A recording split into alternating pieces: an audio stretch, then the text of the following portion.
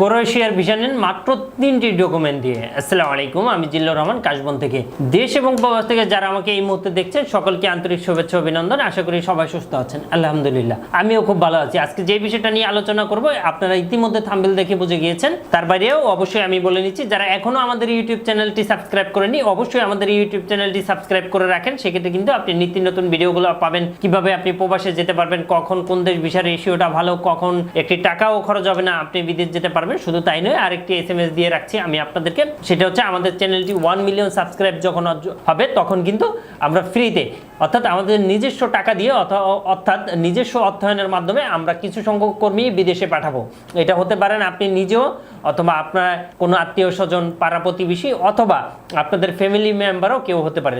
সেজন্য অবশ্যই আমাদেরকে একটু হেল্প করেন। হেল্প করার জন্য হলেও আমাদের চ্যানেলটি সাবস্ক্রাইব করে রাখেন। সেক্ষেত্রে কিন্তু আপনি বেনিফিটেড হবেন ইনশাআল্লাহ, অথবা বাংলাদেশের কেউ বা বাংলাদেশের কিছু মানুষ বেনিফিটেড হবে ইনশাআল্লাহ। জানেন আমার একা পক্ষে এত কিছু কিন্তু পসিবল না। সুতরাং আমরা যদি বিন্দুমাত্র বা আপনারা যদি আমাকে হেল্প করেন সেক্ষেত্রে কিন্তু পসিবল। তো যাই হোক, কথা না বাড়িয়ে চলে যাচ্ছি যে আসলে যেটা টপিকস আজকের আলোচনাটা, যে ক্রোয়েশিয়ার ভিসাটা আপনি বাংলাদেশ থেকে কিভাবে করতে পারবেন। অনেকেই জানেন যে বাংলাদেশ থেকে visit visa, work permit visa, ক্রোয়েশিয়ার যে ভিসাটা হয়ে থাকে, ক্রোয়েশিয়ার ভিসাটা কিন্তু অনেক স্মুথলি হয়ে থাকে, ভিজিট ভিসা বিশেষ করে। আর ওয়ার্ক পারমিটের ভিসা কিন্তু 6 মাস, 4 মাস, 5 মাস, 7 মাস, 1 বছর পর্যন্ত লেগে যেতে পারে। তো ওয়ার্ক পারমিট নিয়ে একটি, আপনি কি দেশ এবং দেশের বাইরে প্রোডাক্ট পাঠাতে চাচ্ছেন, আত্মীয় স্বজন, বন্ধু বান্ধব বিদেশে রয়েছে, তাদের কাছে আপনি উপহার, গিফট অথবা কলেজ, ইউনিভার্সিটির জন্য ডকুমেন্ট পাঠাতে চান, কোনো বাহান্ন কোনো কুরিয়ার সার্ভিস খুঁজে পাচ্ছেন না, অবশ্যই আমাদের সাথে যোগাযোগ করুন। আমরা 3 থেকে 5 দিনের মধ্যে আপনার প্রোডাক্টটা পাঠিয়ে দিই। ভিডিও আমার দেওয়া রয়েছে, এটা আপনারা যদি দেখেন। এর বাইরেও বলে নিচ্ছি, যাদের কোনো ছোটখাটো কোনো কোশ্চেন আছে অবশ্যই আমাদেরকে কমেন্ট করেন।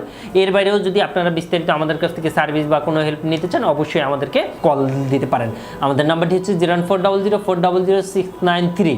এবং আজকে যে থাম্বনেলটা দিয়েছিলেন যে 3টি বিষয় যদি আপনি নিশ্চিত করতে পারেন বা 3টি ডকুমেন্ট যদি আপনি ঠিকঠাক দিতে পারেন সেক্ষেত্রে কিন্তু আপনার ভিসা 100। তো যাই হোক, কথা না বাড়িয়ে চলে যে মূল আলোচনায় আজকে আমি জানাবো শুধুমাত্র ভিজিট ভিসা নিয়ে। আসলে দেখেন যে নন সিজিং একটি দেশ ক্রোয়েশিয়াতে, জানেন আপনারা ভিজিট ভিসা নিয়ে বিভিন্ন দেশ থেকে, সৌদি, কাতার, দুবাই, এখান থেকেও আপনারা চাইলে যেতে পারবেন। প্রিয় ভাই বন্ধুরা, বাংলাদেশ থেকেও যেতে পারেন। তো সেই 3টা ডকুমেন্ট কি কি সেটাই মূলত আমরা জানবো। 3টি ডকুমেন্ট সর্বপ্রথম যদি আমি আপনাদেরকে বলি, সেটা হচ্ছে জানাতে হবে আপনাদের হচ্ছে আইটিনারি, ট্যুর প্ল্যান বা আইটিনারি যেটাকে বলে, যে আসলে কভার লেটার। এই লেটারটা যদি আপনি ঠিকঠাক বা সুন্দর মতো গুছিয়ে আপনি এটা এম্বাসিতে সাবমিট করতে পারেন সেক্ষেত্রে কিন্তু অবশ্যই তারা বুঝবে আপনি কি জন্য যাচ্ছেন, কেন যাবেন, কতদিন থাকবে।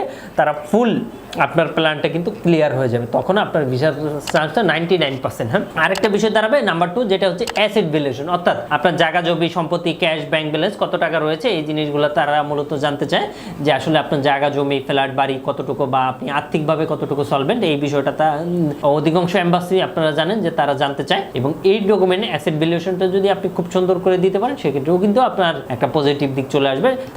3 নাম্বার যে বিষয়টা সেটা হচ্ছে ব্যাংক স্টেটমেন্ট এবং ব্যাংক সলভেন্সি, অর্থাৎ আমরা সাধারণত অল্প কিছু টাকা ব্যাংক ব্যালেন্স থাকলে কিন্তু আমরা দিয়ে দিচ্ছি আপনারা। সেক্ষেত্রে অবশ্যই আমার একটা স্টেটমেন্ট নিয়ে ভিডিও আছে, যে আসলে ব্যাংক স্টেটমেন্ট কিভাবে আপনারা সাজাবেন বড় দেশ ভিসা পাওয়ার জন্য। অনেকে দেখা যাচ্ছে অস্বাভাবিক লেনদেন, আবার অনেকে দেখা যাচ্ছে ব্যাংকে কোনো ব্যালেন্সই নাই, লেনদেনই নাই, ফ্যাক ডকুমেন্ট দিয়ে দেন। তো এটার ক্ষেত্রে অবশ্যই ঝামেলাপূর্ণ। সেক্ষেত্রে অবশ্যই ব্যাংক স্টেটমেন্ট, ব্যাংক সলভেন্সি, অর্থাৎ ব্যাংকের লার্জ ব্যালেন্সটা এবং ব্যাংক স্টেটমেন্টটা আপনি যদি সুন্দরভাবে আপনি সাজান সেক্ষেত্রে কিন্তু আপনার ভিসাটা 100। তো এই ছিল মূলত আলোচনাটা আজকের। আসলে 3টা বিষয় যদি আপনি বা 3টা ডকুমেন্ট যদি আপনি সাবমিট করেন, অন্যান্য ডকুমেন্ট লাগবে, ওইগুলো তেমন ম্যান্ডেটরি না, এগুলো যদি আপনি দেন সেক্ষেত্রে কিন্তু আপনার ভিসা 100। প্রিয় ভাই বন্ধুরা, আজ এই পর্যন্ত, আবারও দেখা হবে, আবারও কথা হবে। সেই পর্যন্ত সবাই ভালো থাকবেন। আর আপনারা যদি কোনো কিছু জানতে চান অবশ্যই আমাদেরকে কমেন্ট করে জানাবেন। থ্যাংক ইউ সো মাচ, আবারও দেখা হবে, কথা হবে। আসসালামু আলাইকুম।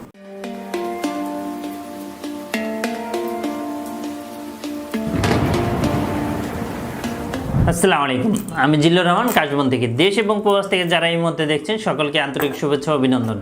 আশা করি সবাই ভালো আছেন এবং সুস্থ আছেন। আপনারা জানেন যে আমাদের এই চ্যানেলে USA, কানাডা, UK বিভিন্ন ওয়ার্ক পারমিট, স্টুডেন্ট ইত্যাদি বিষয় নিয়ে মূলত আলোচনা করে থাকি আমরা।